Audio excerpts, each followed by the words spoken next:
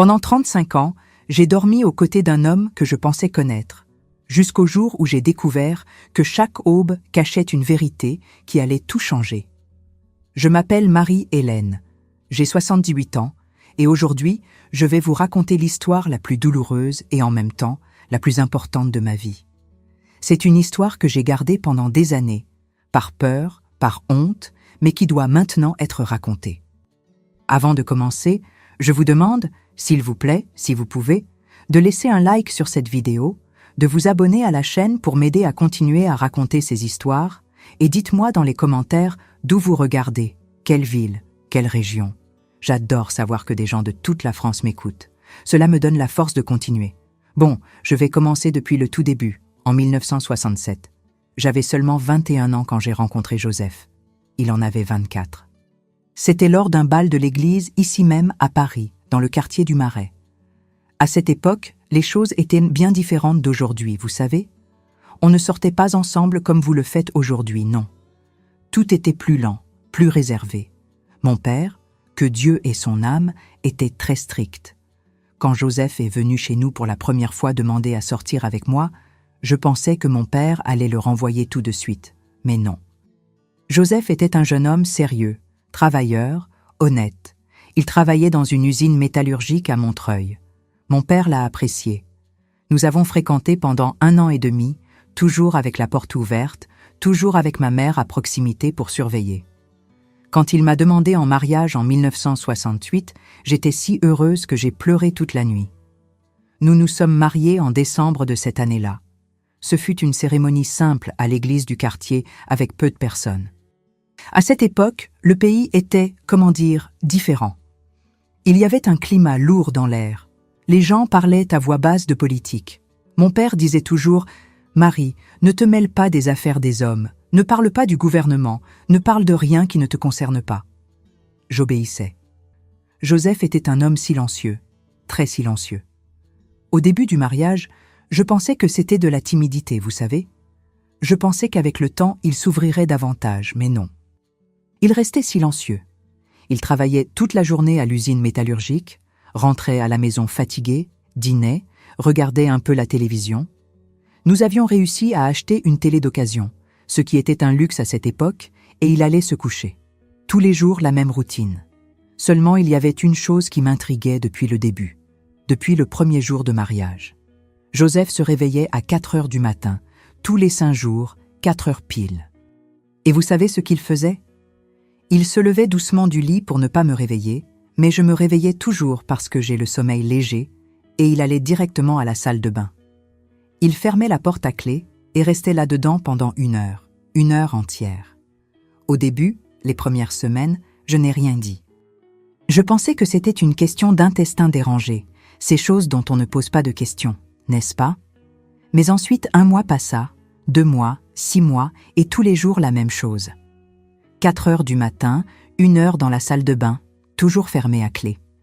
J'ai commencé à m'inquiéter. Je pensais, mon Dieu, est-ce que Joseph est malade ? Est-ce qu'il a un problème grave et ne veut pas me le dire ? Un jour, cela devait faire environ 8 mois de mariage, j'ai demandé. Nous prenions le petit déjeuner et j'ai pris mon courage à 2 mains. Joseph, tu vas bien côté santé ? Je remarque que tu te réveilles tous les jours tôt et passes beaucoup de temps dans la salle de bain.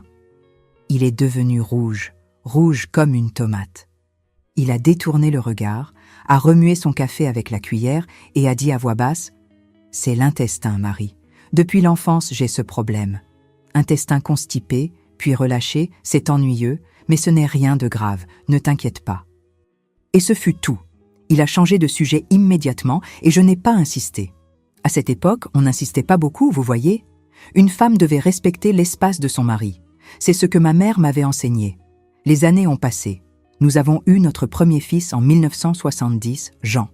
Puis, en 1972, est venue Anne, 2 beaux enfants en bonne santé qui remplissaient notre maison de joie. Joseph était un père présent dans la mesure du possible. Il travaillait beaucoup pour subvenir aux besoins de la famille. Mais cette routine n'a jamais changé. Jamais. 4 heures du matin, salle de bain, 1 heure, porte fermée à clé. J'ai essayé de m'habituer. J'ai vraiment essayé. Je me disais, Marie, c'est idiot. L'homme a un problème d'intestin, arrête de t'obséder. Mais il y a des choses qu'on essaie de refouler au fond de sa tête et elles ne partent pas, vous savez? Elles restent là, à déranger, à grandir, devenant une boule d'angoisse. Ce qui me dérangeait n'était pas seulement le fait qu'il se réveille tôt et aille à la salle de bain, c'était la manière. Il y allait doucement, silencieusement, comme s'il ne voulait que personne ne remarque. Et quand je me réveillais, parce que je me réveillais toujours au bruit du lit qui grinçait quand il se levait, je restais là, allongée, dans le noir, écoutant. Et vous savez ce que j'entendais? Ce n'étaient pas des bruits normaux de salle de bain, de quelqu'un qui a un problème d'intestin. J'entendais l'eau couler doucement, puis le silence, puis des bruits étranges, comme s'il manipulait des choses, ouvrant et fermant quelque chose. De temps en temps, très rarement, j'entendais ce qui semblait être un gémissement étouffé, un soupir profond. Je ne savais pas. Je n'arrivais pas à comprendre. Une fois, cela devait faire environ 10 ans de mariage. Vers 1978, j'ai parlé à ma mère. Nous étions chez elle en train de prendre un café et je me suis confiée. « Maman, Joseph a une habitude bizarre. Tous les jours, il se réveille à 4 heures du matin et reste 1 heure enfermé dans la salle de bain. Tous les jours, maman. Cela fait 10 ans. » Ma mère m'a regardée avec cet air de celle qui allait me faire un sermon et a dit « Marie-Hélène, tu as la tête pleine de bêtises. L'homme travaille comme un forçat pour vous faire vivre toi et les enfants. S'il veut rester 1 heure dans la salle de bain, laisse l'homme tranquille. C'est son affaire. Tu dois remercier d'avoir un mari travailleur et honnête. Arrête de chercher la petite bête. » Et ce fut tout. Je me suis même senti mal d'avoir parlé. Je pensais que j'étais vraiment une épouse chiante, de celles qui se plaignent pour n'importe quoi. Alors j'ai fermé ma bouche et j'ai essayé de ne plus y penser. Mais je n'y arrivais pas. Les gens, je n'y arrivais pas. Parce qu'au fil des années, je remarquais d'autres choses. Joseph portait toujours des chemises à manches longues. Toujours. Peu importe s'il faisait 40 degrés pendant l'été parisien. Chemise à manches longues. Quand je demandais, il disait que c'était parce qu'à l'usine métallurgique c'était dangereux. Des étincelles pouvaient jaillir, ce genre de choses. Cela avait du sens. Donc je ne questionnais pas, mais il y avait plus. Il n'enlevait jamais, vraiment jamais, sa chemise devant personne, même devant moi, qui était sa femme. Quand nous avions de l'intimité de couple, vous savez, il éteignait toujours la lumière, toujours dans le noir. Et si j'essayais d'allumer, il s'énervait. Il disait qu'il préférait comme ça, que c'était plus romantique. Au début, je trouvais même ça mignon, mais ensuite, c'est devenu bizarre. Et il y avait autre chose que j'ai remarqué. Parfois, quand il était assis sur le canapé regardant la télévision, il faisait une grimace de douleur et portait la main à son dos ou sur le côté du corps. Quand je demandais s'il allait bien, il disait que c'était la fatigue du travail, que c'était le poids qu'il portait. Le travail à l'usine métallurgique est lourd, Marie. C'est normal d'avoir mal. Et je le croyais. Les années ont continué à passer. 1980, 1985, 1990. La vie continuait. Les enfants ont grandi, sont allés à l'école. Jean a même commencé à travailler jeune pour aider à la maison. Nous vivions dans la gêne financièrement, mais heureux, ou du moins, je pensais que nous étions heureux. Joseph continuait d'être un homme de peu de mots, mais il était affectueux à sa manière. Il rapportait son salaire à la maison tous les mois. Il ne buvait pas, n'allait pas au bistrot, ne donnait pas de raison de jalousie. C'était un bon mari selon les standards que nous connaissions. Mais cette affaire de 4 heures du matin, cela ne s'est jamais arrêté. Jamais. Et au fur et à mesure que je vieillissais, cela me consumait de l'intérieur. C'est devenu une obsession. Je regardais l'horloge le soir, avant de dormir, et je pensais, dans quelques heures, il va se réveiller à nouveau, va aller à la salle de bain à nouveau, et je vais continuer sans savoir ce qui se passe. J'ai commencé à avoir de mauvaises pensées, des pensées qui me faisaient honte de moi-même. Est-ce qu'il prenait de la drogue? Mais non, ça n'avait pas de sens. Joseph était trop sérieux. Est-ce qu'il avait une maladie grave et me la cachait pour ne pas m'inquiéter? Est-ce que Dieu me pardonne d'avoir pensé cela, est-ce qu'il avait une autre femme et écrivait des lettres pour elle dans la salle de bain à l'aube? Cette dernière pensée me rendait folle. Je sais que cela semble absurde, mais quand vous vivez avec un mystère pendant des décennies, votre tête commence à créer les histoires les plus folles. J'ai commencé à faire attention à tout. Je cherchais du rouge à lèvres sur sa chemise, un parfum différent, n'importe quoi qui prouve qu'il me trompait. Mais je n'ai jamais rien trouvé, rien du tout. Un jour, cela devait être vers 1995, j'ai explosé. Je n'en pouvais plus. Nous dînions tous les deux seuls. Les enfants étaient déjà adultes et avaient dû quitter la maison. Et j'ai dit comme ça, sans détour, « Joseph, j'ai besoin de savoir ce que tu fais dans la salle de bain tous les jours à l'aube. Cela fait plus de 25 ans. » « 25 ans, Joseph ? Tu penses que je suis idiote ? Tu penses que je ne remarque pas ?» Son visage est devenu blanc, blanc comme du papier. Il a posé sa fourchette dans l'assiette, s'est essuyé la bouche avec la serviette et m'a regardé avec des yeux, mon Dieu, c'étaient des yeux pleins de peur, de tristesse, que mon cœur s'est serré immédiatement. « Marie, a-t-il dit avec la voix tremblante, je te prie, s'il te plaît, n'insiste pas là-dessus. Je ne fais rien de mal. Je te jure sur ma mère qui est déjà morte. Je ne fais rien de mal, mais je ne peux pas en parler. Je ne peux pas. »« Comment ça, tu ne peux pas en parler ?» j'ai crié. J'ai vraiment perdu patience. Je suis ta femme. Nous sommes mariés depuis plus de 25 ans. Tu ne me fais pas confiance ? Il s'est levé de table, et pour la première fois en toutes ces années, j'ai vu des larmes dans ses yeux.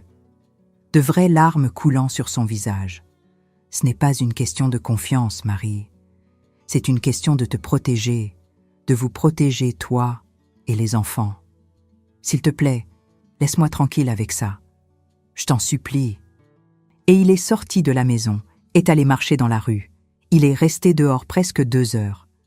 Quand il est revenu, nous n'avons plus abordé le sujet, mais cette nuit-là, je n'ai pas dormi du tout. Je me suis posé la question, nous protéger de quoi ? De quoi avait-il si peur ? Les années suivantes ont été les pires, parce que maintenant, je savais qu'il y avait vraiment quelque chose qui n'allait pas. Ce n'était pas juste une habitude étrange, ce n'était pas un problème d'intestin, c'était quelque chose de sérieux, quelque chose qui faisait pleurer mon mari et parler de protéger la famille. J'ai commencé à faire plus attention. Je remarquais que parfois il revenait de la pharmacie. Parce que oui, j'ai découvert qu'il allait à la pharmacie toutes les semaines, parfois plus d'une fois, avec des petits sacs qu'il cachait dans la salle de bain. Quand je demandais ce que c'était, il disait que c'était des médicaments pour le mal de dos, des trucs de vieux, mais c'était toujours caché, toujours avec cet air de secret. Et il y avait cette odeur. Il y avait une odeur dans la salle de bain après qu'il en sortait à l'aube. Ce n'était pas une mauvaise odeur, non. C'était une odeur de médicaments, de pommades, de ces pommades fortes qu'on utilise pour les douleurs musculaires. Mais pourquoi utiliser de la pommade en cachette ? Pourquoi se réveiller à 4 heures du matin pour ça ? L'année 2000 est arrivée, tournant de siècle. J'avais déjà 54 ans, Joseph en avait 57. Nous avions des petits-enfants, une vie construite. Mais ce mystère continuait là, entre nous deux, comme un mur invisible qui nous séparait. Ce fut un jour de mars 2003, 35 ans après notre mariage, que j'ai finalement pris la décision la plus difficile de ma vie. J'allais découvrir la vérité, quoi qu'il en coûte. Cette décision ne s'est pas faite du jour au lendemain, vous savez. Elle s'est formée en moi petit à petit, comme une tempête qui accumule des nuages sombres dans le ciel, jusqu'à ce qu'il n'y ait plus moyen, l'orage va éclater. J'ai passé des semaines à penser, à planifier, me sentant la pire épouse du monde pour planifier d'espionner mon propre mari, mais en même temps, je n'en pouvais plus. C'était 35 ans à porter cette angoisse, ce doute qui rongeait de l'intérieur. Le mois de mars 2003 était particulièrement chaud, cette chaleur étouffante de Paris, qui ne donne pas de répit même la nuit. Je me souviens qu'à cette époque, j'avais une insomnie terrible. Je prenais des tisanes de camomille, de mélisse, ces choses que la voisine disait qui aidaient, mais rien ne fonctionnait. Je restais allongée, regardant le plafond sombre de la chambre, écoutant le bruit des voitures dehors et comptant les minutes jusqu'à 4 heures du matin. Parce que je savais que quand 4 heures sonneraient, Joseph allait se lever. Comme une horloge suisse, cet homme ne ratait jamais, même quand il était grippé, même quand il était trop fatigué, ni les jours fériés, ni les dimanches. Tous les 5 jours, 4 heures du matin, il se levait. J'ai commencé à observer davantage. sans qu'il s'en aperçoive, bien sûr. J'ai remarqué que quand il se levait, il faisait un mouvement étrange. Il portait la main à son dos, comme s'il se préparait à quelque chose qui faisait mal. Puis il respirait profondément, très profondément, comme s'il rassemblait son courage. Et seulement alors, il sortait du lit. Une nuit, environ 3 jours avant ce jour fatidique, j'ai fait semblant de dormir, mais je suis restée avec un œil entrouvert, juste à observer. J'ai vu, quand il est allé jusqu'à l'armoire, nous avions une vieille armoire en bois qui grinçait à chaque fois qu'on l'ouvrait, et il a pris quelque chose à l'intérieur. Il faisait sombre. Je n'ai pas réussi à bien voir ce que c'était. Cela semblait être un petit sac en plastique, de ceux de la pharmacie. Il l'a mis sous son bras, avec une serviette, et est allé à la salle de bain. Mon cœur s'accélérait. J'ai attendu environ 5 minutes, puis je me suis levée très doucement. Notre maison était petite, un duplex simple. La chambre était à l'étage et la salle de bain qu'il utilisait était en bas, près de la cuisine. Je suis descendue les escaliers sur la pointe des pieds, priant pour que les marches ne grincent pas. Chaque pas semblait une éternité. Quand je suis arrivée près de la salle de bain, je suis restée là dans le couloir sombre, adossée au mur, juste à écouter. J'entendais l'eau du robinet s'ouvrir, puis se fermer. Puis un bruit de plastique qu'on ouvre, comme si c'était un emballage de médicaments ou quelque chose comme ça. Puis, le silence. Un silence qui a duré si longtemps que j'en suis venue à penser qu'il s'était évanoui là-dedans. Et puis je l'ai entendu. C'était faible, si faible qu'on pouvait à peine l'entendre. Mais je l'ai entendu. C'était un gémissement de douleur, de vraie douleur, de celle qu'on ne peut pas retenir. Tout mon corps s'est glacé. J'ai pris mon courage, je me suis approchée davantage de la porte, mais à ce moment-là, une peur si grande m'a saisie que je suis retournée en courant vers la chambre. J'ai monté les escaliers presque en volant. Je me suis glissée sous les couvertures, faisant semblant de dormir. Quand il est revenu, environ 40 minutes plus tard, je tremblais. Il s'est allongé dans le lit, très doucement, et j'ai senti le matelas s'enfoncer sous son poids. J'ai entendu quand il a soupiré, un soupir long et fatigué, et je suis restée là, immobile, avec le cœur battant si fort que j'étais sûre qu'il l'entendait. Les jours suivants ont été d'une agonie sans fin. Je n'arrivais pas à regarder son visage correctement. Je me sentais coupable de cacher que je savais, ou du moins que je soupçonnais, qu'il y avait quelque chose de très mauvais. En même temps, je me sentais en colère contre lui pour cacher, en colère contre moi pour ne pas avoir le courage de confronter, en colère contre toute la situation. Ce fut un jeudi, le 27 mars 2003. Je me souviens de la date exacte parce que c'était l'anniversaire de mon père, qui était décédé depuis environ 5 ans. J'avais passé la veille à organiser les souvenirs de son anniversaire, regardant de vieilles photos, pleurant un peu. J'étais sentimentalement bouleversée. Cette nuit-là, Joseph et moi avons dîné en silence. Il a peu mangé, a dit qu'il n'avait pas très faim. Il s'est plaint que son dos lui faisait plus mal que d'habitude. Il a pris un médicament devant moi-même, un analgésique quelconque qu'il y avait dans la cuisine. Ensuite, nous sommes allés regarder le journal télévisé. Il y avait une nouvelle sur je ne sais quoi. Je n'ai même pas vraiment fait attention. Ma tête était ailleurs. Quand il a été environ 10 heures du soir, il a dit qu'il allait dormir. Il était fatigué. J'ai dit que j'allais rester un peu plus, que j'allais laver la vaisselle du dîner. Il est monté. Je suis restée là dans la cuisine, lavant la vaisselle très lentement, traînant, attendant qu'il dorme profondément. Je ne suis montée dans la chambre que presque à minuit. Il dormait déjà, ronflant doucement à sa manière. Je me suis allongée, mais je n'ai pas fermé l'œil. Je n'y arrivais pas. Je restais à regarder l'horloge sur la table de chevet, l'aiguille avançant lentement, chaque minute semblant 1 heure. Minuit et demi. 1 heure du matin, 1h30, 2 heures, 2h30, 3 heures, 3h30. Mon corps était tendu, comme une corde de violon. J'avais déjà décidé. Cette nuit-là, j'allais voir ce qui se passait. Je n'allais plus reculer. Quand l'horloge a marqué 3h55, j'étais complètement réveillée, tous les sens en alerte. Joseph a bougé dans le lit, a fait ce mouvement de porter la main à son dos, a respiré profondément. J'ai fermé les yeux rapidement, faisant semblant de dormir. J'ai senti quand il s'est levé, j'ai entendu ses pieds sur le sol froid de la chambre. J'ai entendu quand il est allé jusqu'à l'armoire. L'armoire a grincé. Il a pris quelque chose. Il est resté là quelques secondes, comme s'il pensait à quelque chose ou rassemblait ses forces. Puis il est sorti de la chambre. J'ai entendu ses pas descendant les escaliers, une marche à la fois, très doucement. J'ai attendu environ 2 minutes, 2 minutes qui ont semblé 2 heures. Mon cœur s'emballait, mes mains transpirant froid. Je me suis levée du lit avec précaution, j'ai pris ma robe de chambre qui était accrochée sur la chaise, je l'ai mise.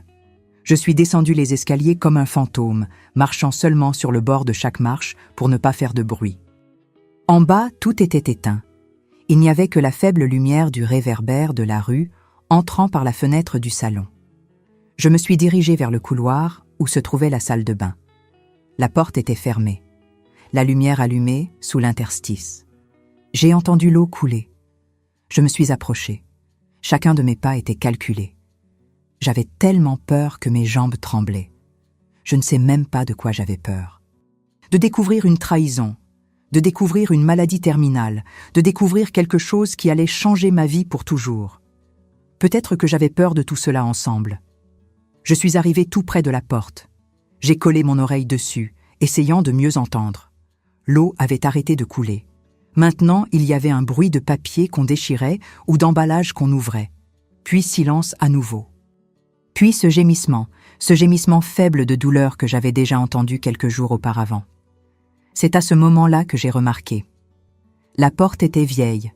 Elle avait un trou de serrure de ceux d'autrefois, grand. La clé restait toujours de l'extérieur. J'ai enlevé la clé doucement, sans faire de bruit, et je l'ai mise dans la poche de ma robe de chambre. Mon cœur battait si fort que je pensais que j'allais m'évanouir là même. J'ai respiré profondément 3 fois, essayant de me calmer, essayant de rassembler mon courage. J'ai pensé, « Marie, tu es arrivée jusqu'ici. Ne recule pas maintenant. Tu as besoin de savoir. Tu mérites de savoir. » Je me suis accroupie doucement. Mes genoux ont craqué. Un truc de vieux, n'est-ce pas? Et je me suis figée de peur qu'il ait entendu, mais je n'ai entendu aucune réaction là-dedans. J'ai continué à descendre jusqu'à être à la hauteur de la serrure. J'ai fermé un œil, j'ai collé l'autre tout près du trou. Au début, je ne voyais rien clairement, juste des formes floues. J'ai cligné des yeux plusieurs fois jusqu'à ce que ma vue s'habitue. Et puis j'ai vu. Jésus-Christ du ciel. J'ai vu. Joseph était dos à la porte, sans chemise, complètement sans chemise. Et ce que j'ai vu, les gens, ce que j'ai vu à ce moment-là, était quelque chose que je n'aurais jamais, jamais de ma vie imaginé voir. Son dos c'était une destruction, il n'y a pas d'autre mot, c'était une destruction de chair humaine. Il y avait des cicatrices partout, des grandes cicatrices, des petites, certaines semblaient anciennes, blanchies, d'autres plus rouges, comme si elles étaient plus récentes ou n'avaient jamais bien guéri. Il y avait des marques rondes qui ressemblaient à des brûlures, plusieurs, l'une à côté de l'autre, descendant le long de la colonne vertébrale. J'ai porté ma main à ma bouche pour ne pas crier. Les larmes ont commencé à couler sur mon visage sans que je m'en rende compte. J'ai continué à regarder. Je ne pouvais pas détourner les yeux, même en le voulant. Il a pris une compresse de sel de la pharmacie et a commencé à nettoyer une des blessures qui était encore ouverte sur le côté droit, près des côtes. Quand la compresse a touché la blessure, il s'est recroquevillé tout entier de douleur, a mordu la serviette qu'il tenait dans l'autre main pour ne pas faire de bruit. Cela m'a brisé le cœur en 1000 morceaux. Ensuite, il a pris une bouteille d'un liquide, cela semblait être cette teinture d'iode rouge qui brûle horriblement, et a commencé à l'appliquer sur les blessures avec du coton. J'ai vu quand son visage s'est contorsionné de douleur. J'ai vu les larmes couler sur son visage, et il était en silence absolu, supportant toute cette douleur seul, sans faire de bruit, sans demander d'aide. Il s'est un peu tourné de côté et c'est là que j'ai vu le reste. Le bras gauche avait aussi des marques, l'épaule. Quand il a levé le bras pour atteindre une blessure dans le dos, j'ai vu qu'il y avait des cicatrices sous le bras aussi. Et sur le côté du corps, il y avait une marque violette, foncée, comme des côtes cassées qui n'avaient pas bien guéri. Il a pris une pommade, de ses pommades épaisses et odorantes pour les brûlures, et a commencé à l'appliquer sur les cicatrices plus anciennes, faisant des mouvements circulaires doucement. À chaque toucher de lui-même sur sa propre peau, il faisait une grimace. C'est quand il est allé prendre quelque chose qui était sur le lavabo, qu'il s'est tourné plus de face et j'ai pu voir sa poitrine. La poitrine avait aussi des marques, pas autant que le dos, mais il y en avait. Et il y avait quelque chose qui a attiré mon attention. C'étaient des marques étranges, longues, comme si c'était de chaînes ou de cordes, des marques de quelque chose qui l'avait attaché avec beaucoup de force. Je n'en pouvais plus. Tout mon corps tremblait. Je voulais entrer là, l'embrasser, lui demander ce qui s'était passé, qui avait fait cela. Mais en même temps, j'étais paralysée. Je n'arrivais pas à bouger. Je n'arrivais pas à traiter ce que je voyais. Il a pris la chemise qui était accrochée au crochet derrière la porte et a commencé à la mettre doucement, avec précaution, comme si chaque mouvement. Quand la chemise a couvert ce corps détruit, il est resté là debout face au miroir du lavabo, juste regardant son propre reflet. Et vous savez ce qui m'a encore plus détruite? C'était de voir l'expression sur son visage. C'était une expression de honte, de culpabilité, comme si ces marques étaient de sa faute, comme s'il avait fait quelque chose de mal et méritait cela. Il a passé sa main sur son visage, a essuyé les larmes, a respiré profondément plusieurs fois, a redressé les épaules comme s'il se recomposait. Je me suis éloignée de la porte rapidement. Je ne voulais pas qu'il me voie là. J'ai monté les escaliers en courant en silence. Je suis entrée dans la chambre, me suis glissée sous les couvertures. Je sanglotais doucement, essayant d'étouffer les pleurs dans l'oreiller. J'ai entendu quand il est monté, j'ai entendu quand il est entré dans la chambre, j'ai entendu quand il s'est allongé dans le lit de son côté. Et nous sommes restés là tous les deux, chacun faisant semblant que l'autre dormait, moi pleurant en silence, lui allongé, immobile, respirant profondément. Le soleil a commencé à éclairer dehors. Il devait être environ 6 heures du matin. Je n'avais pas fermé l'œil. Ma tête tournait sans arrêt. Ces images ne sortaient pas de mon esprit. Les cicatrices, les brûlures, les marques de cordes, la douleur sur son visage, la honte. Et puis tout a commencé à avoir un sens. La chemise à manches longues toujours, sa façon de ne pas enlever ses vêtements devant personne, les grimaces de douleur quand il bougeait, les médicaments cachés, la tristesse constante qu'il portait dans les yeux même quand il souriait. Mais ce qui n'avait pas de sens, c'était qui avait fait cela, quand, pourquoi, et pourquoi il me le cachait. Pourquoi il portait cela seul pendant toutes ces années. Je me suis levée du lit quand je l'ai entendu se lever. Il est allé à la salle de bain à nouveau, celle du haut cette fois, juste pour faire l'habituel. Je suis descendue à la cuisine, j'ai préparé le café. Mes mains tremblaient tellement que j'ai failli renverser la cafetière de café chaud. Quand il est descendu, déjà habillé pour le travail avec cette chemise à carreaux à manches longues qu'il portait toujours, j'étais de dos, en train de remuer quelque chose sur la cuisinière. Je n'arrivais pas à le regarder. Pas à ce moment-là. J'avais peur qu'il voie sur mon visage que je savais. « Bonjour », a-t-il dit avec cette voix fatiguée qui était la sienne. « Bonjour », j'ai répondu toujours de dos. « Le café est prêt. » Il s'est assis à table. J'ai servi le café, le pain avec du beurre, comme je faisais tous les jours. Je me suis assise de l'autre côté de la table, mais je n'ai rien mangé. Je restais juste à remuer le café avec la cuillère, regardant la tasse. « Tu vas bien, Marie ?» a-t-il demandé. J'ai levé les yeux vers lui. J'ai regardé bien dans ses yeux, et ce que j'ai vu là, c'était de la peur. Peur que je sache, peur que j'ai découvert. Je vais bien, j'ai menti. J'ai juste mal dormi. J'ai fait des cauchemars. Il a hoché la tête, soulagé, et est retourné manger son pain. Il a fini son café, a pris le repas que j'avais préparé la veille, m'a donné un baiser sur le front, comme il faisait tous les jours, et est parti au travail. Quand la porte s'est fermée, je me suis effondrée, je me suis assise par terre dans la cuisine même et j'ai pleuré. J'ai pleuré tout ce que j'avais retenu pendant l'aube. J'ai pleuré pour sa douleur, pour le secret qu'il portait, pour toutes ces années de souffrance silencieuse. Et j'ai pleuré parce que je savais que maintenant j'avais un choix impossible devant moi. Est-ce que je faisais semblant de ne rien savoir et continuais à vivre ce mensonge, ou est-ce que je le confrontais et risquais de tout détruire? Ces jours, après cette aube, ont été les plus difficiles de toute ma vie. Je me réveillais tous les jours avec cette image gravée dans ma tête. Les cicatrices, les brûlures, la douleur sur son visage. Je n'arrivais pas à oublier même une seconde. C'était comme si quelqu'un avait mis un film dans ma tête qui passait sans arrêt, sans que je puisse l'éteindre. Le pire de tout était de devoir faire semblant. Faire semblant que tout était normal. Faire semblant que je ne savais rien. Chaque fois que Joseph rentrait du travail, je devais sourire, demander comment s'était passée sa journée, servir le dîner, discuter de banalités. Et à l'intérieur, je me déchirais. Chaque fois que je le regardais, tout ce que je voyais, c'était ce corps détruit, ces marques de souffrance. J'ai commencé à remarquer des choses auxquelles, avant, je ne prêtais pas autant attention, la façon dont il bougeait. Il y avait des jours où il était plus lent, plus prudent. J'ai remarqué que quand il pleuvait, il était pire, se plaignait plus des douleurs, prenait plus de médicaments.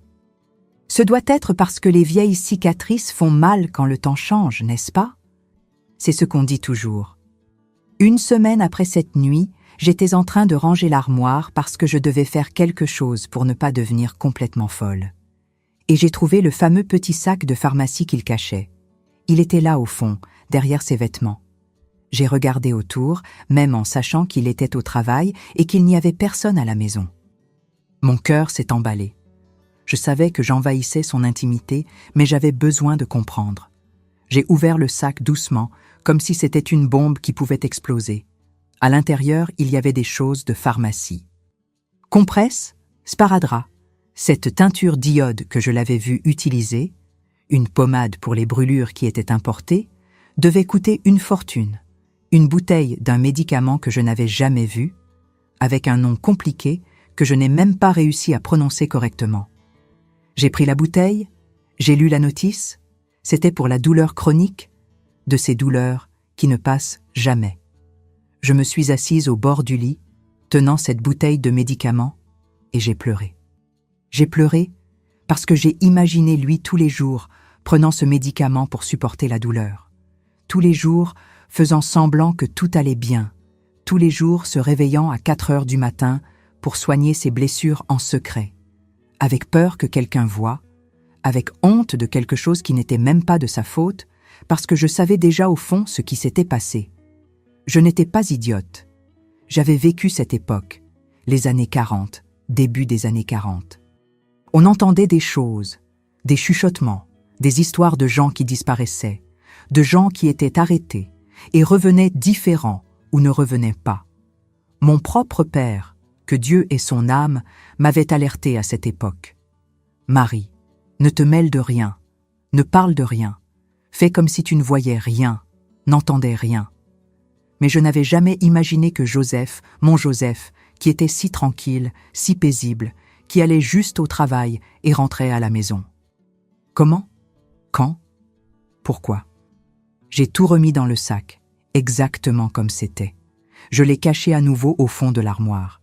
Je suis allée à la cuisine, je me suis lavé le visage dans l'évier, j'ai essayé de me recomposer, mais je n'arrivais pas à arrêter de penser. Ce soir-là, quand il est rentré du travail, j'étais plus silencieuse que d'habitude. Il l'a remarqué.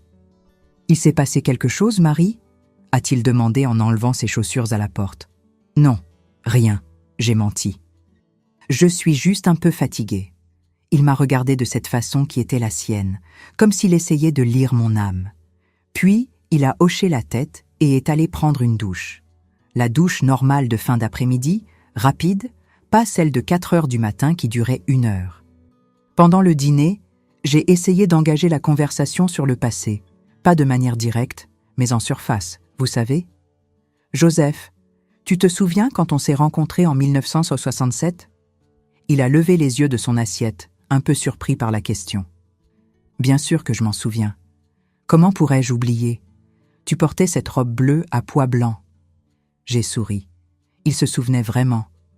Cette époque était différente, n'est-ce pas? Le pays était bizarre. Il s'est tendu. J'ai vu ses épaules se raidir. « C'était, » a-t-il dit sèchement. Il est retourné manger. « Tu n'as jamais beaucoup parlé de cette époque, de ce que tu faisais, où tu allais. » « Je travaillais, Marie. Je travaillais à l'usine métallurgique. Tu sais ça. » Je sais, mais il y avait plus de choses qui se passaient. On entendait des histoires. Il a posé sa fourchette dans l'assiette. Le bruit a résonné dans la cuisine silencieuse. Quelles histoires! Sa voix était différente. Elle avait une dureté que j'entendais rarement. Je me suis un peu effrayée. Rien, juste des histoires que les gens commentaient, des gens qui disparaissaient, ces choses. Il a respiré profondément plusieurs fois. J'ai vu la veine dans son cou pulser.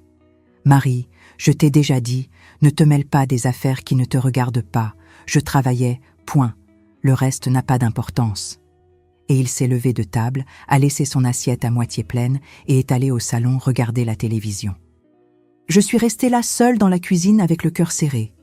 J'avais touché une blessure, pas une blessure physique, mais une blessure de son âme.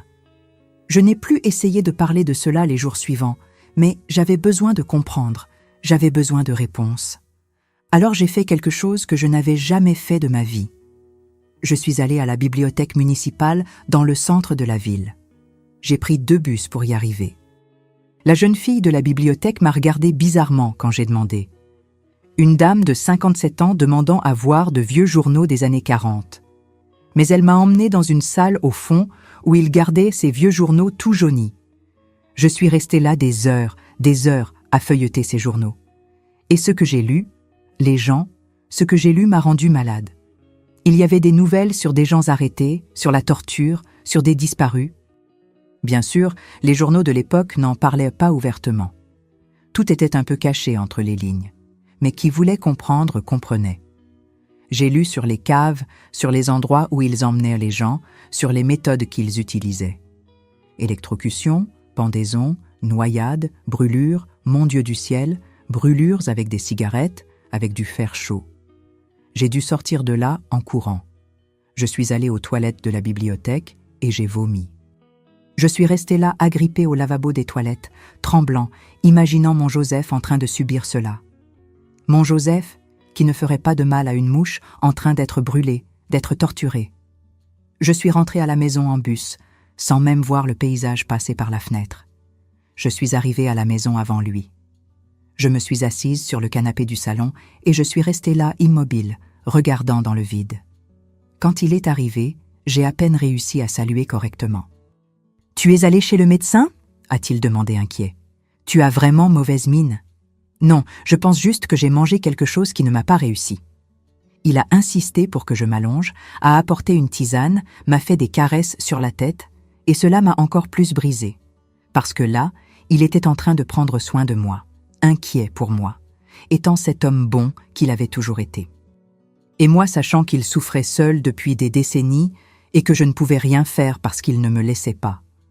Quelques jours de plus se sont écoulés. J'avais arrêté de dormir correctement. Je prenais des médicaments pour l'anxiété que le médecin avait prescrits il y a longtemps et que je n'avais jamais utilisés. J'ai maigri. Joseph l'a remarqué, est devenu encore plus inquiet. « Marie, tu dois vraiment aller chez le médecin. Tu es en train de tomber malade. » « Je vais bien, j'insistais. Mais je n'allais pas bien. J'étais loin d'aller bien. Ce fut un samedi après-midi. Nous étions à la maison. Il était en train de bricoler quelque chose dans la cour.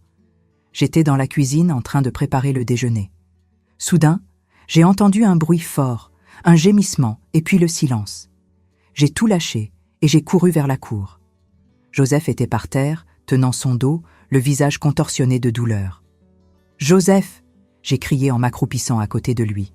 « Qu'est-ce qui s'est passé ?» J'ai glissé, je suis tombée mal. Aïe, Marie, ma colonne. Il transpirait froid. La douleur devait être terrible. J'ai essayé de l'aider à se lever, mais il a gémi encore plus fort. « Non, attends un peu. » Je suis restée là accroupie à côté de lui, tenant sa main, ne sachant pas quoi faire.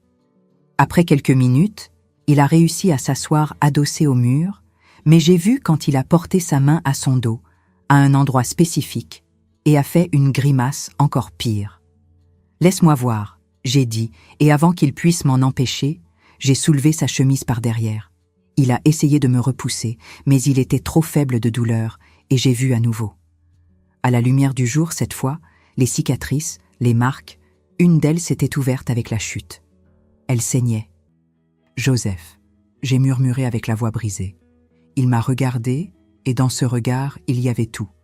Il y avait la peur, il y avait la honte, il y avait le désespoir, il y avait 35 ans de secrets voulant exploser.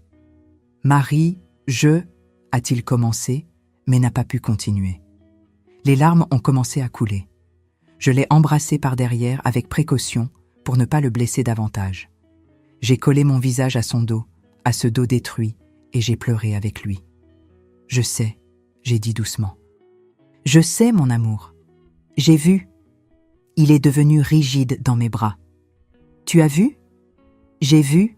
Cette aube-là, il y a presque 2 semaines, j'ai regardé par le trou de la serrure. Pardonne-moi. Pardonne-moi d'avoir envahi comme ça, mais je n'en pouvais plus de ne pas savoir. » Nous sommes restés là tous les deux par terre dans la cour, enlacés, pleurant. Je ne sais pas combien de temps a passé. Cela pouvait être des minutes, cela pouvait être des heures. Le temps s'était arrêté. C'est lui qui s'est dégagé en premier. Il a essuyé son visage avec sa main, a essayé de se recomposer. « Aide-moi à entrer », a-t-il demandé. Je l'ai aidé à se lever doucement. Il boitait, la colonne bloquée. Nous sommes entrés dans la maison, dans la chambre. Il s'est allongé sur le ventre dans le lit, gémissant de douleur. « Je vais chercher de la glace », j'ai dit. « Non, reste ici s'il te plaît. » Je me suis assise au bord du lit, à côté de lui. J'ai posé ma main sur ses cheveux, le caressant. « Tu vas me raconter ?» j'ai demandé doucement. Il est resté en silence si longtemps que j'ai cru qu'il s'était endormi. Mais ensuite il a parlé. « J'ai peur. » « Peur de quoi ? Peur que tu me vois différemment après. Peur que tu aies du dégoût pour moi. Peur que tu... » « Joseph, » j'ai interrompu avec la voix ferme. « Nous sommes mariés depuis 35 ans. 35 ans. Tu penses que quelque chose que tu me racontes va changer ce que je ressens pour toi ? Ça peut changer, si, a-t-il dit. Parce que tu vas savoir que l'homme que tu as épousé, que cet homme n'est pas fort, n'est pas courageux, c'est un lâche qui a craqué, qui a supplié, qui... Sa voix s'est perdue dans un sanglot étouffé. « Arrête !» j'ai dit en m'allongeant à côté de lui. « Arrête avec ça, tu es l'homme le plus fort que je connaisse. Tu t'es réveillé tous les jours pendant 35 ans à 4 heures du matin pour soigner des blessures qui n'ont jamais guéri. Tu as travaillé toutes ces années en portant la douleur. Tu as construit une famille, élevé 2 enfants, en donnant toujours le meilleur de toi-même. Comment ce n'est pas être fort ? Tu ne comprends pas, a-t-il murmuré. Alors fais-moi comprendre, raconte-moi ce qui s'est passé. Il a tourné son visage vers moi, les yeux rouges, gonflés d'avoir tant pleuré. Et j'ai vu à ce moment quelque chose que je n'avais jamais vu auparavant. J'ai vu le jeune Joseph, le jeune homme de 20 et quelques années que j'avais connu.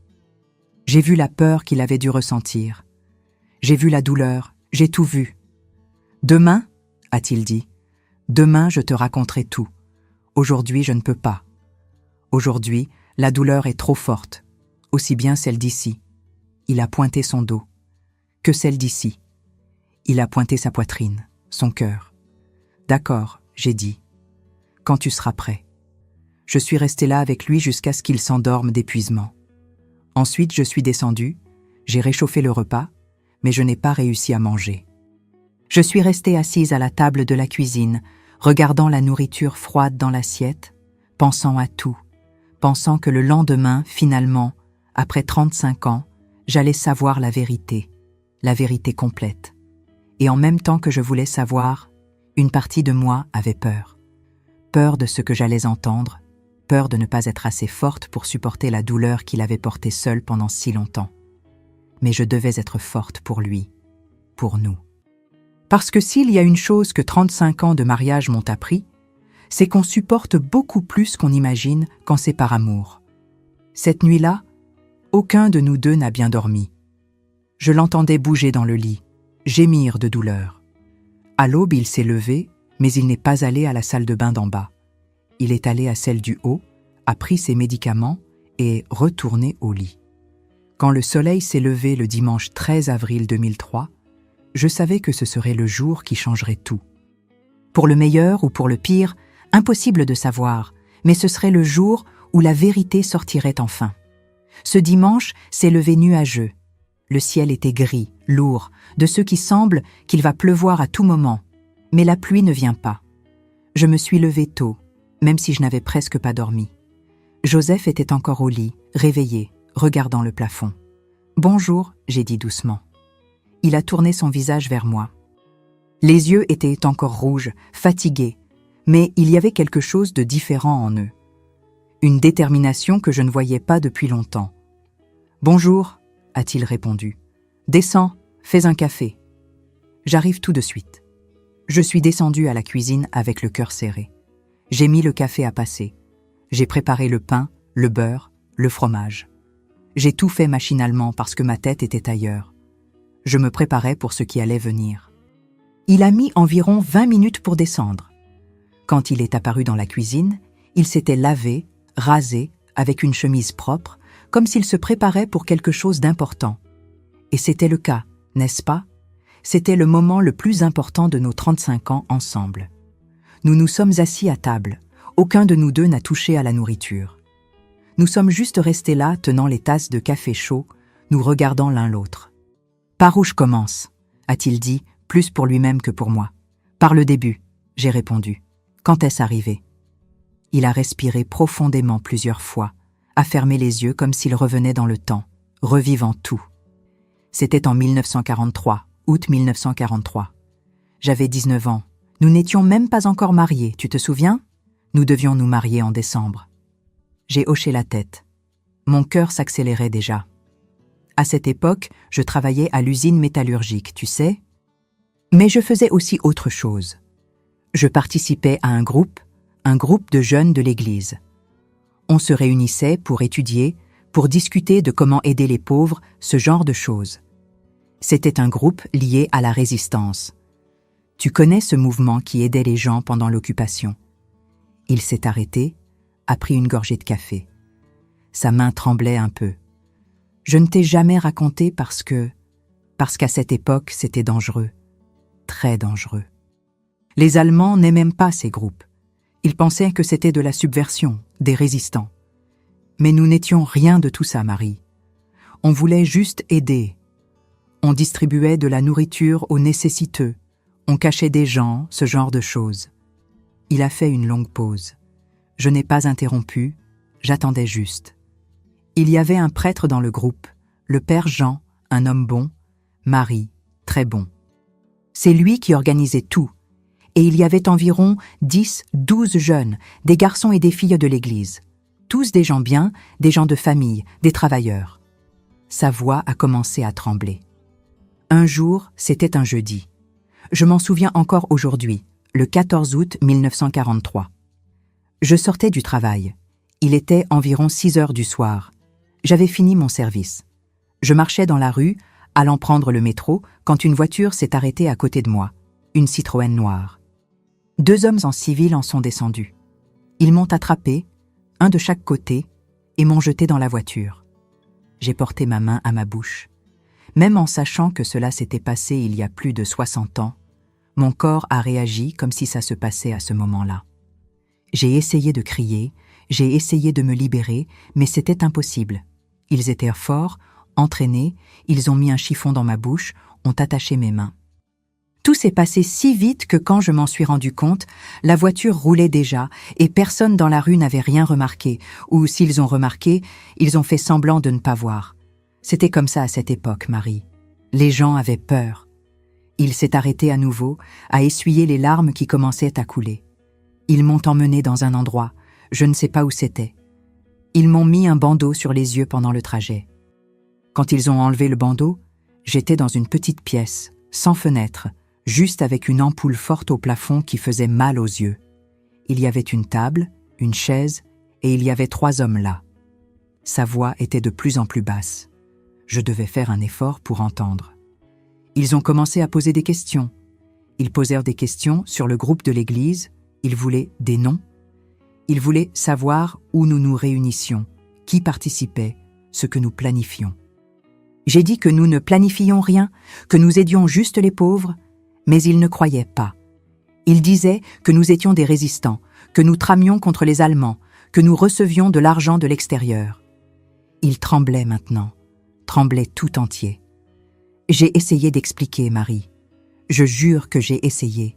J'ai dit qu'il se trompait, que nous ne faisions rien de mal.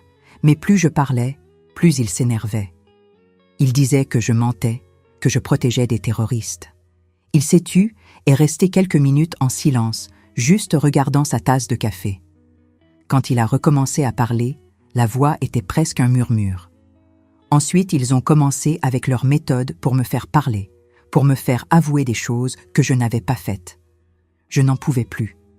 Je me suis levée de la chaise, j'ai fait le tour de la table et je l'ai embrassé par derrière. J'ai senti qu'il se raidissait dans mon étreinte, mais je ne l'ai pas lâché. « Tu n'as pas besoin de raconter les détails », j'ai dit à son oreille. « Tu n'as pas besoin de revivre ça. »« J'ai besoin », a-t-il dit, la voix soudain ferme. « J'ai besoin parce que si je ne le raconte pas maintenant, je ne pourrai jamais. Et tu mérites de savoir. Tu mérites de savoir avec qui tu as vécu toutes ces années. » Je suis retournée à ma chaise. J'ai pris sa main par-dessus la table. Il a serré ma main fort. Ça a duré 4 jours dans cet endroit. Il me battait, me noyait dans une bassine d'eau, me pendait. Tu sais ce que c'est ? J'ai fait oui de la tête. J'avais lu sur ça dans les vieux journaux de la bibliothèque, mais lire et entendre de mon mari, c'était complètement différent. Et il y avait les chocs électriques. Il mettait ses fils, les mettait à plusieurs endroits du corps, et sa voix s'est perdue. Il sanglotait maintenant. Et les brûlures, avec des cigarettes, avec du fer chaud, il disait que si je ne parlais pas, ça allait empirer, qu'ils allaient me tuer, qu'ils allaient te prendre toi aussi. Mon sang s'est glacé. C'est là que j'ai commencé à inventer des choses pour vous protéger, Marie, pour protéger le groupe.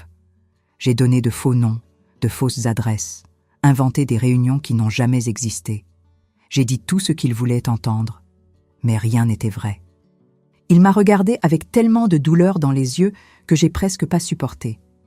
J'ai craqué, Marie. Je n'ai pas supporté. Je n'ai pas été assez fort. J'ai supplié qu'ils arrêtent. J'ai pleuré, j'ai crié, j'ai... « Arrête !» j'ai dit fermement, serrant plus sa main. « Tu n'as pas craqué, tu as survécu. Il y a une différence. »« Tu ne comprends pas, » a-t-il dit. « J'ai toujours pensé. Tout homme pense qu'il serait fort si quelque chose comme ça arrivait, qu'il supporterait, qu'il ne pleurerait pas, qu'il ne supplierait pas. Mais quand le moment arrive, quand la douleur est telle que tu ne peux même plus penser correctement. » Il a couvert son visage avec ses mains libres. Le 4e jour, ils se sont rendus compte. Ils se sont rendus compte que je ne savais vraiment rien, que j'inventais. Je pense qu'ils ont vérifié les noms et adresses que j'ai donnés et ont vu qu'ils n'existaient pas. Un des hommes est entré dans la pièce et a dit « Tu n'es pas celui qu'on cherchait, idiot. » Il m'avait confondu avec quelqu'un d'autre. Un autre Joseph, qui travaillait aussi dans une usine métallurgique, fréquentait aussi l'église, mais qui était vraiment impliqué politiquement. Je n'arrivais pas à croire ce que j'entendais. « Tu veux dire que tout ça était une erreur ?» « Oui. Une erreur de leur part. Ils ont pris la mauvaise personne. Ont torturé la mauvaise personne. Et tu sais ce qu'ils ont fait quand ils ont découvert ? Rien. Ils m'ont simplement jeté dans une rue, loin d'où ils m'avaient pris, à l'aube. Avant de me laisser partir, un d'eux m'a dit « Si tu racontes à quelqu'un ce qui s'est passé ici, on revient et la prochaine fois, on prend ta fiancée aussi, compris ?» J'ai compris. Les larmes coulaient sur mon visage. Ils m'ont laissé dans une rue au milieu de l'aube, blessé, saignant, pouvant à peine marcher. J'ai réussi à arriver à un hôpital public. J'ai dit que j'avais été agressée, qu'ils m'avaient battue. Les médecins ont soigné ce qu'ils pouvaient soigner. Ont cousu quelques coupures, bandé les côtes cassées. Mais les brûlures, ils ont dit que ça allait laisser des marques pour toujours. Et ça a laissé. Dit. Il a un peu soulevé sa chemise, me montrant une partie des cicatrices que je connaissais déjà. Je suis restée hospitalisée 3 jours. Quand je suis sortie, je suis allée directement chez mes parents. Ils ont eu peur. Ils voulaient savoir ce qui s'était passé. J'ai raconté la même histoire. Agression. Mon père n'y a pas vraiment cru. Je pense qu'il se doutait, mais il n'a pas insisté. À cette époque, c'était mieux de ne pas insister. Je suis restée chez eux environ 15 jours à récupérer. Tu te souviens que j'ai disparu ces semaines-là ? Je m'en souvenais. Il avait envoyé un message par un ami disant qu'il était parti régler un problème de famille en province. À l'époque, j'avais trouvé ça bizarre, mais je n'avais pas questionné. Quand je suis revenue, quand je t'ai revu, j'ai voulu te raconter. J'ai beaucoup voulu, mais j'avais peur. Peur qu'ils tiennent leurs menaces, peur qu'ils te prennent aussi. Alors, je me suis tue. J'ai fait semblant que tout allait bien. Nous nous sommes mariés en décembre comme prévu. Nous avons construit notre vie, eu nos enfants, et je n'ai jamais raconté. Il a respiré profondément. Mais les marques n'ont jamais bien guéri, Marie. Certaines se sont infectées, d'autres sont restées ouvertes. Jusqu'à aujourd'hui, après plus de 60 ans, il y a des jours où elles saignent. Il y a des jours où la douleur est si forte que je ne peux pas bouger correctement. C'est pour ça que je me réveillais à 4 heures du matin, pour en prendre soin seule, pour nettoyer, pour mettre des médicaments, pour que personne ne voie, pour que personne ne pose de questions. Il m'a regardé avec ses yeux fatigués, souffrants. Et il y avait la honte, Marie. La honte d'avoir craqué, d'avoir pleuré, d'avoir supplié. Quel genre d'homme fait ça? Quel genre d'homme suis-je? Je n'en pouvais plus. Je me suis levée de la chaise. Je l'ai tiré pour qu'il se lève aussi, et je l'ai embrassé. Je l'ai embrassé de toutes mes forces. Tu es le genre d'homme qui a survécu, j'ai dit à son oreille. Tu es le genre d'homme qui a supporté 35 ans de douleur en silence pour protéger sa famille. Tu es le genre d'homme qui se réveillait tous les jours à 4 heures du matin pour soigner des blessures qui n'étaient pas de sa faute. Tu es l'homme le plus courageux que je connaisse. Il s'est effondré dans mes bras, s'est vraiment effondré, tout son corps tremblant de tant pleurer. Nous sommes tombés par terre là même dans la cuisine et nous sommes restés enlacés, tous les deux pleurant, tous les deux sentant le poids de ces 35 ans de secret étant finalement libérés. Je ne sais pas combien de temps nous sommes restés là. Le café a refroidi, le jour s'est éclairci dehors et nous sommes restés là par terre dans la cuisine, enlacés. Quand nous nous sommes finalement levés, il était presque midi. J'ai préparé un déjeuner léger. Aucun de nous deux n'avait très faim, mais nous devions manger quelque chose. Pendant que je cuisinais, il est resté assis à table, regardant ses propres mains. « Il y a encore une chose », a-t-il dit soudain. J'ai arrêté de remuer la casserole et je l'ai regardé. Le groupe de l'église. Après qu'ils m'ont relâché, j'ai appris qu'ils ont pris d'autres personnes aussi. Ils ont pris le père Jean, ils ont pris 3 garçons du groupe. Un d'eux n'est jamais revenu. Les autres sont revenus, mais sont revenus différents, détruits. Il a essuyé ses yeux. Le groupe s'est terminé. Tout le monde a eu peur. L'église a fermé ses portes à ce type de travail. Et moi, je me suis sentie coupable. Coupable parce que peut-être que c'était à cause de moi. Peut-être qu'au milieu des choses que j'ai inventées sous la torture est sorti quelque chose qui les a menés au vrai groupe. Joseph, tu ne peux pas te blâmer pour ça, j'ai dit en allant vers lui. Tu étais torturé. Tu n'avais le contrôle de rien. Je sais, a-t-il dit. Ma tête le sait, mais mon cœur porte cette culpabilité tous les jours. Je me suis assise sur ses genoux, avec précaution pour ne pas blesser son dos. J'ai pris son visage entre mes mains. « Regarde-moi », j'ai dit. Il a regardé. « Rien de ce qui s'est passé n'était de ta faute, rien. Tu as été une victime, toi et toutes ces personnes, et pendant 35 ans, tu as porté ça seul. Mais tu ne vas plus le porter seul. À partir d'aujourd'hui, on porte ensemble, compris ?» Il a fait oui de la tête, les larmes revenant couler. Nous avons passé le reste de ce dimanche à parler. Il m'a raconté plus de détails, pas des moments difficiles. Ceux-là, il ne voulait pas les revivre en détail, mais d'après. Il m'a raconté comme ça avait été difficile de revenir à la vie normale, comment il faisait des cauchemars toutes les nuits, comment n'importe quel bruit fort le faisait sursauter, comment il avait développé l'habitude de se réveiller tôt parce qu'il n'arrivait pas à dormir toute la nuit sans faire les cauchemars. Avec le temps, ça s'est amélioré, a-t-il dit. Les cauchemars ont diminué, la peur des bruits est passée, mais les blessures physiques n'ont jamais bien guéri. Et les blessures de l'âme, celles-là non plus. Le soir, quand nous sommes allés nous coucher, il m'a dit « Je ne vais plus me cacher. Demain, quand j'irai soigner les blessures, je laisserai la porte ouverte. Tu peux entrer si tu veux. Tu peux m'aider. » « Je vais vouloir, j'ai dit, pour le reste de ma vie s'il le faut. Cette nuit-là, il a mieux dormi qu'il ne dormait depuis des années. J'ai remarqué, il n'a pas fait de cauchemar, ne s'est pas réveillé effrayé. Il a dormi toute la nuit, sa main tenant la mienne, et quand 4 heures du matin sont arrivées, comme toujours, il s'est réveillé.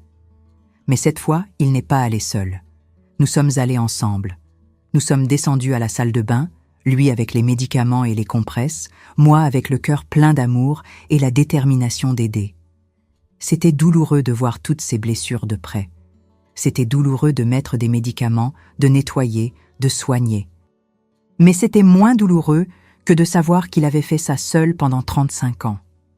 Et là, à cette aube du 14 avril 2003, a commencé une nouvelle phase de notre vie, la phase de la vérité.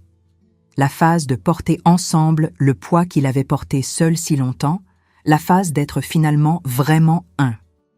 Les jours qui ont suivi ce dimanche ont été de reconstruction.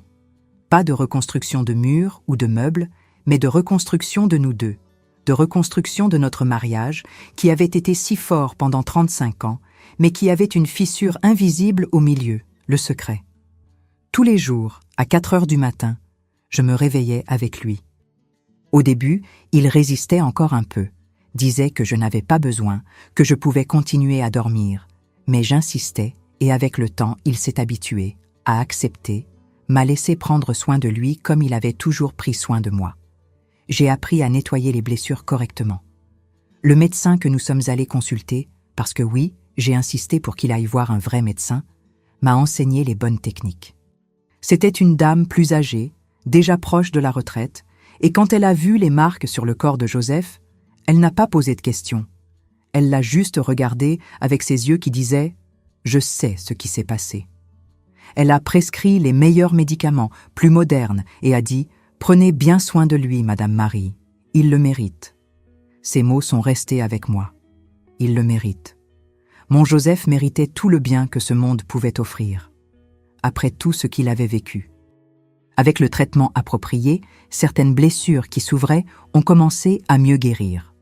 Elles n'ont pas complètement guéri. Le médecin a dit qu'après autant de temps, certaines ne guériraient jamais, mais elles se sont améliorées. La douleur a diminué. Elle n'a pas disparu, mais a diminué. Et c'était déjà un soulagement immense. Mais ce n'était pas seulement le corps qui avait besoin de soins, c'était l'âme aussi. Les cauchemars qui avaient diminué au fil des années sont revenus pendant un temps après qu'il ait tout raconté. C'était comme si, en ouvrant cette boîte de souvenirs, tout remontait à nouveau. Il y avait des nuits où il se réveillait en sueur froide, criant. Je l'embrassais. Je disais que tout allait bien, que c'était passé, qu'il était en sécurité. Un jour, environ 3 semaines après cette conversation dans la cuisine, j'ai suggéré qu'il parle à quelqu'un, un professionnel. À cette époque, ce n'était pas encore aussi courant qu'aujourd'hui, mais il y avait déjà des psychologues, ce genre de choses. Il a résisté au début. C'est des bêtises, Marie. J'ai déjà supporté 35 ans. Je vais supporter le reste. Ce n'est pas des bêtises, j'ai dit fermement. C'est prendre soin. Tu as pris soin des blessures du corps toutes ces années. Maintenant, tu dois prendre soin des blessures que personne ne voit. Ça a pris encore 2 semaines pour qu'il accepte, mais il a accepté. Il a commencé à aller voir une psychologue toutes les semaines. La première fois qu'il est revenu de la consultation, j'ai demandé comment ça s'était passé. « Difficile », a-t-il dit. « Très difficile, mais je pense que c'était bien aussi. » Il a continué à y aller mois après mois, et j'ai vu la différence. Je l'ai vu devenir plus léger. Ce n'était pas que la douleur ou les souvenirs avaient disparu. Ces choses ne disparaissent jamais vraiment. Mais il a appris à vivre avec d'une meilleure façon. Il a appris que ce n'était pas une faiblesse d'avoir pleuré, d'avoir supplié. Il a appris qu'il était humain et que n'importe quel être humain aurait réagi de la même façon. Nos enfants ont remarqué que quelque chose avait changé à la maison. Jean et Anne, déjà adultes à cette époque, ont commencé à poser des questions. Ils remarquaient que nous étions différents, mais unis d'une certaine façon. Un jour, c'était en juillet 2003, nous les avons appelés pour une conversation. Joseph a tout raconté, pas dans les détails les plus lourds, mais il a raconté assez pour qu'ils comprennent.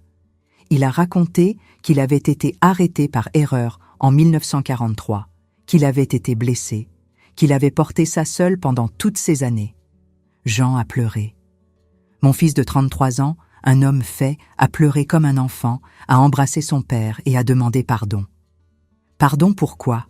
Joseph a demandé. Pour toutes les fois où j'ai reproché que tu étais distant, que tu ne jouais pas vraiment avec moi quand j'étais enfant, que tu ne parlais pas beaucoup. Je pensais que tu ne tenais pas beaucoup à moi. Joseph a embrassé son fils fort. J'ai toujours tenu, toujours. Toi et ta sœur êtes ce que j'aime le plus dans cette vie avec ta mère. Si j'étais distant, c'était parce que j'avais peur. Peur de trop m'attacher et que quelque chose arrive. Peur que vous découvriez ce qui m'était arrivé et que vous me trouviez faible. Peur de tout. Anne a aussi pleuré, a tenu la main de son père et a dit « Papa, tu es le plus fort de nous tous, et maintenant nous le savons. » Et c'est ainsi, mes chers amis, que j'ai découvert la vérité après 35 ans. La vérité qui était cachée chaque matin à 4 heures, derrière une porte de salle de bain fermée. Joseph est décédé il y a 5 ans, à 82 ans. Même après tout ce temps, les blessures n'ont jamais complètement guéri. Mais pendant les dernières années de sa vie, il n'a plus été seul dans sa douleur. Nous l'avons porté ensemble. Je partage cette histoire aujourd'hui parce que je pense qu'il est important que les gens sachent. Qu'ils sachent ce que des gens ordinaires, de bonnes personnes, ont souffert pendant ces temps sombres. Que personne n'oublie. Si cette histoire vous a touché, s'il vous plaît, laissez un like, abonnez-vous à la chaîne Histoire Grand-Mère et dites-moi dans les commentaires d'où vous nous regardez. Votre soutien me donne la force de continuer à raconter ces histoires qui doivent être racontées. Merci de m'avoir écouté jusqu'au bout. Que Dieu vous bénisse tous.